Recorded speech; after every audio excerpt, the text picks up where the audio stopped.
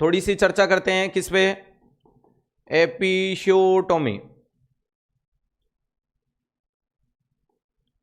एपिशियोटोमी के नाम से देख सकते हो, जिसे पेरिटोमी भी बोल सकते हो। ध्यान रखिएगा, एपिशियोटोमी क्या देखने को मिलती है प्यारे दोस्तों, अगर अपन बात करें एपिशियोटोमी के बारे में, बात को थोड़ा ढंग से समझने की कोशिश करना। ये मां के द्वारा जब बच्चे को वेजाइनल डिलीवरी की जाती है, मां जब किसी बच्चे को वेजाइनल रास्ते से डिलीवर करने की कोशिश करती है, उसमें अपने आप पेरिनियम टीयर नहीं हो जाए, उसका बचाव करने के लिए अपन एपिशियोटोमी करते हैं। तो इसको बोल सकते हैं ये जानबूझ के दिया गया चीरा है। It is a wanted incision, it is a wanted incision, it is a wanted incision that prevent the unwanted rupture, that prevent the unwanted rupture. ध्यान रखिएगा, जो किसको करेगा, अनवांटेड रप्चर को प्रिवेंट करेगा। ध्यान रखिएगा, रप्चर। ध्यान रखिएगा, वेरी इंपॉर्टेंट चीज है कि एपिशियोटोमी क्या है। तो ध्यान रखिएगा, एपिशियोटोमी एक जानबूझ के लगाया गया चीरा है जो क्या करता है, अनचाहे चीरे को, अनचाहे फाड़ को बचाने की कोशिश करेगा।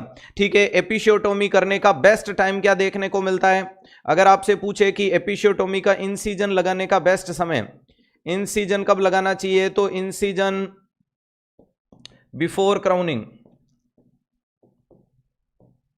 यानी फिफ्थ कार्डिनल मूवमेंट है, बच्चे का पार्ट का बाहर की तरफ विजुअलाइज होना, और उस टाइम आप क्या करोगे, जैसे ही बच्चे का फर्स्ट फिटल पार्ट बाहर एक्सटर्नली विजुअलाइज हो, उससे जस्ट पहले आपको क्या कर देना है, क्राउनिंग का मतलब क्या देखने को मिलता है, बल्ज होगा या दिखेगा, उसी टाइम क्या करोगे आप, इंसिजन लगा दोगे। क्लियर है, ध्यान रखिएगा, क्राउनिंग के टाइम लगाया जाता है। एपिशियोटोमी का इंसिजन लगाने के लिए कौन सी सीजर चाहिए, तो एपिशियोटोमी सीजर की आवश्यकता है। अरे कौन सी सीजर चाहिए, तो याद रखिएगा एपिशियोटोमी, ध्यान रखिएगा कौन सी सीजर चाहिए, तो एपिशियोटोमी सीजर की आवश्यकता है।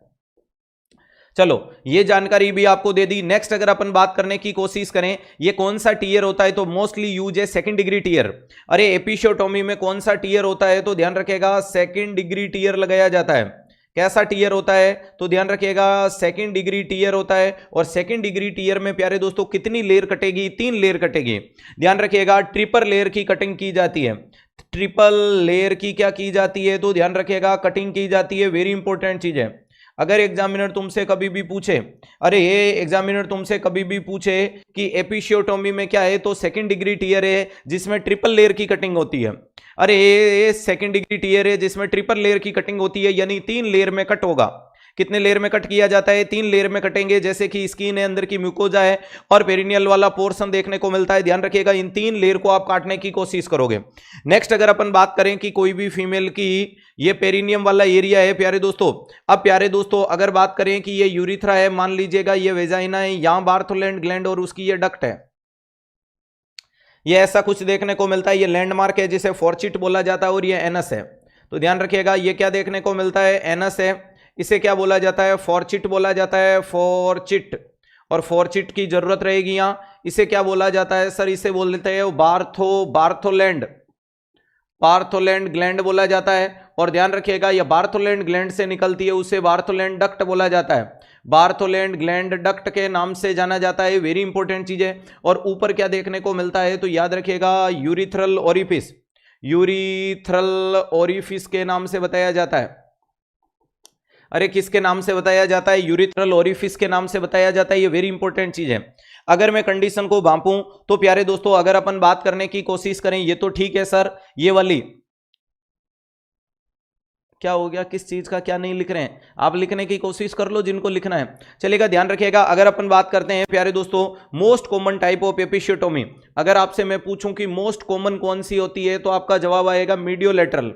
अरे मोस्ट कॉमन कौन सी होती है दोस्तों, उसको बोला जाता है मीडियोलैटरल।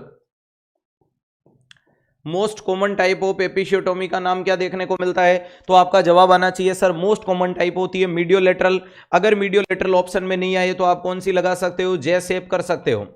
ध्यान रखिएगा मीडियोलैटरल ऑप्शन में नहीं आए तो आप क्या कर सकते हो, जे शेप बोल सकते हो, कोई दिक्कत नहीं है।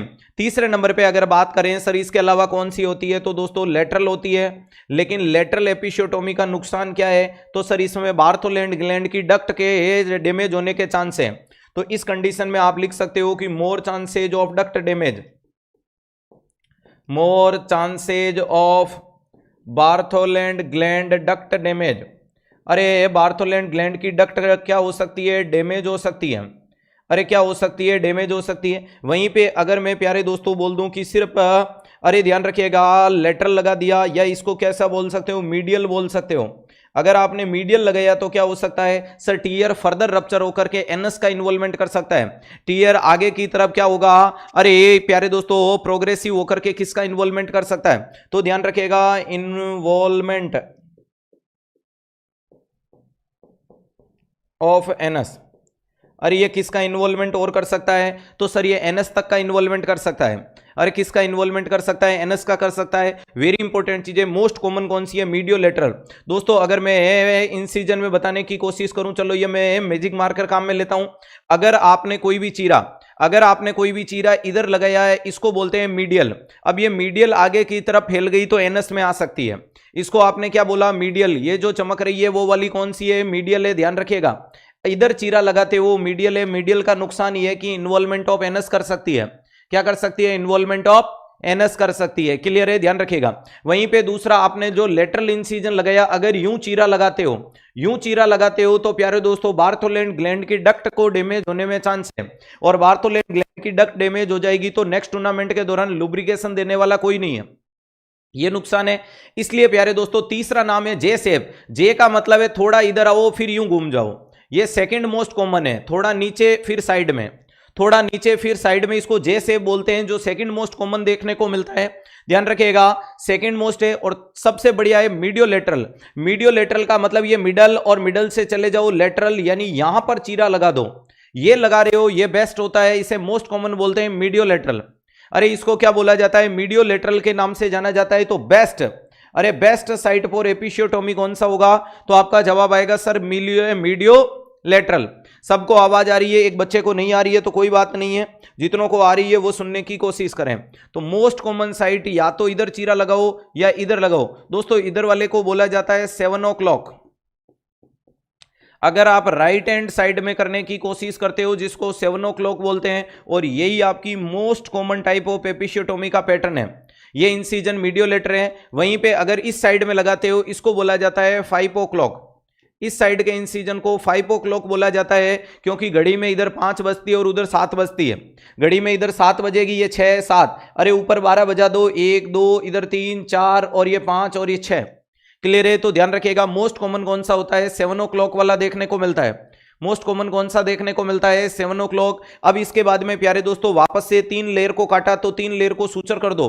3 लेयर को सूचर करने के बाद इस फीमेल को आपको एडवाइज करना है कि इसकी क्लीनिंग प्रॉपर करो। अरे क्लीनिंग द साइट को क्लीन करना है।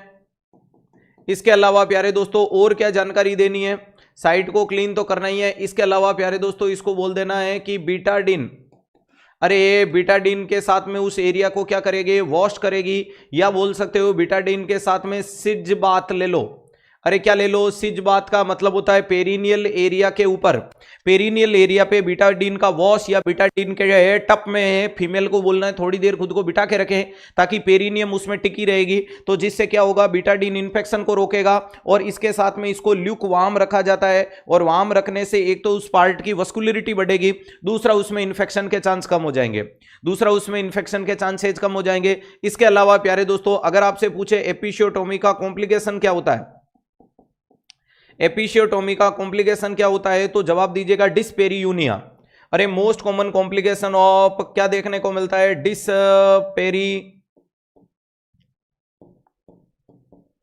डिस्पेरियूनिया।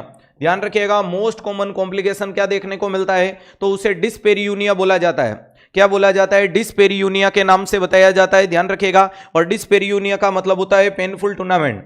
अरे डिस्पेरियूनिया का मतलब क्या देखने को मिलता है, पेनफुल टूर्नामेंट बोला जाता है, जिसे ध्यान रखिएगा। अरे जिसे क्या बोला जाता है, पेनफुल इंटरकोर्स। ध्यान रखिएगा, इस कंडीशन को डिस्पेरियूनिया बोलते हो, जिसका मतलब क्या है, पेनफुल इंटरकोर्स। वेरी इंपॉर्टेंट चीज है। और ये पेनफुल इंटरकोर्स के दो कारण हैं, एक तो बार्थोलैंड ग्लैंड की डक्ट डैमेज हो जाने के कारण लुब्रिकेशन नहीं आता है, तो एडवाइज है आर्टिफिशियल लुब्रिकेशन। ध्यान रखिएगा, बात का टेम्परेचर 110 से 115 डिग्री। क्लियर है, ध्यान रखिएगा। वेरी इंपॉर्टेंट चीज क्या देखने को मिलता है, सेंटीग्रेड नहीं फ़ारेनहाइट। अगर एग्जामिनर आपसे पूछे कि यहां इस मरीज को इस चीज का बचाव करने के लिए क्या करो, एडवाइज आर्टिफिशियल लुब्रिकेशन।